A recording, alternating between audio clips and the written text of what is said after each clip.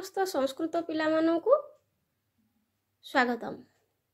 आज आमे ग्रामर रो संस्कृत व्याकरण बहिर बालक शब्दर ओडिया रो अनुवाद को पढ़िबा। पिला माने तुमे जानिछ ओडिया अनुवाद आमे न जानिले आमे वाक्य गठन एवं अनुवाद करि परिबा नाही। तेणु अनुवाद ओडिया अनुवाद निश्चित मन रखिबा को पड़िबो। तापरे जांकि आमे ट्रांसलेशन एवं वाक्य गठन करि परिबा। एबे ओडिया रो बालक शब्द पुलिंगर जानिछ तो माने पुलिंगर बालक शब्द मध्य पुलिंग रे जीवो। तेणु आमे सेही पुलिंगर बालक शब्दर ओडिया माने को आमे बुझि नबा। तुमे माने जानिछ वचन होची तीनटा, एक वचन, दुई वचन एवं बहुवचन। वचनर अर्थ होची संख्या। तापर आसीबा आमे विभक्ति को। विभक्ति मध्य सातटा, प्रथम विभक्ति, द्वितीय विभक्ति, तृतीय विभक्ति, चतुर्थी विभक्ति, पंचमी विभक्ति, षष्ठी विभक्ति एवं सप्तमी विभक्ति। आमे विभक्ति रो सातटा विभक्ति रो तीनटा वचन रूप आमे आगे जानि नबा। प्रथमे बालक शब्दर प्रथम विभक्ति होची बालक, अर्थात एक वचन बालकटी बा गोटे बालक को बा जन को बुझेबा। सेमती तार दुई वचन होची बालकौ, अर्थात दुईटी बालकों को बुझेबा। सेही परि बहुवचन रे बालक माने बा बालकाहा।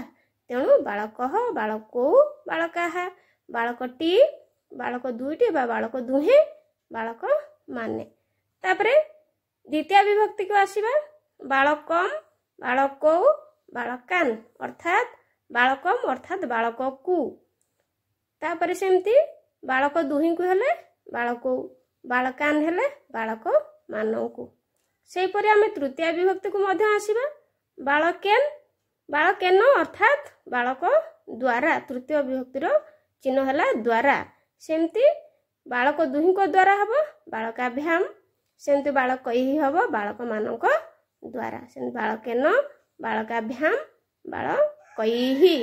सेही भली चतुर्थी विभक्ति मध्य आमे मन रखिबा बालकाय, बालकाभ्याम, बालकेभ्यः, अर्थात बालकाय अर्थात बालकटीकु। तुमे माने जानिछ चतुर्थी विभक्ति हमर को मानकु बा निमित्त बा पाई अर्थ रे व्यवहार करा जाई थाए।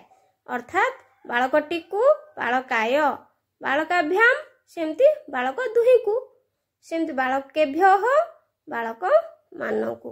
तापर आमे पंचमी विभक्ति मध्य पढ़ि नबा बालकात, अर्थात बालक ठारू, जनक एक वचन तेणु बालक ठारू।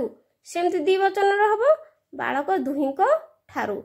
सेमती बालकेभ्यः अर्थात बालक मानक ठारू, बालक ठारू, बालक दुहीक ठारू, बालक मानक ठारू।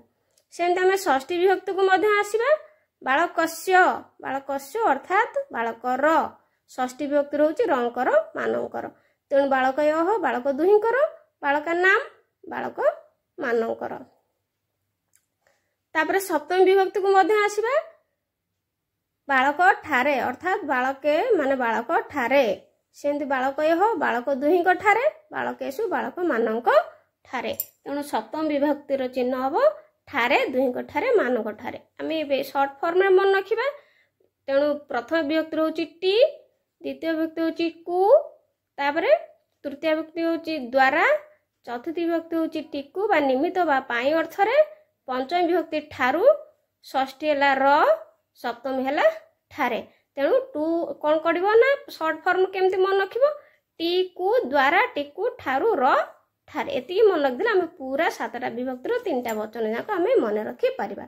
सेही परि ए बालक शब्द भलिया जेतेक हमर अकारांत पुल्लिंग शब्द अछि सब ए बालक शब्द भलिया रूप हेबो। केमिति राम, असुर, सुर, नर, मानव, जन, महोदय, महादेव, कृष्ण, गोपाल, वासुदेव, विजय, अश्व, गज, सिंह, मयूर, काक, कपोत, वृक्ष, पादप, पर्वत, आम्र, बट, खग, पितामह, विद्यालय, परिणाम, शिक्षक, महापुरुष, छात्र, वर्ण, देव शब्द एई भली सबु कोन हबो ना हमर अकारांत शब्द बालक शब्द भलिया रूप हेबो।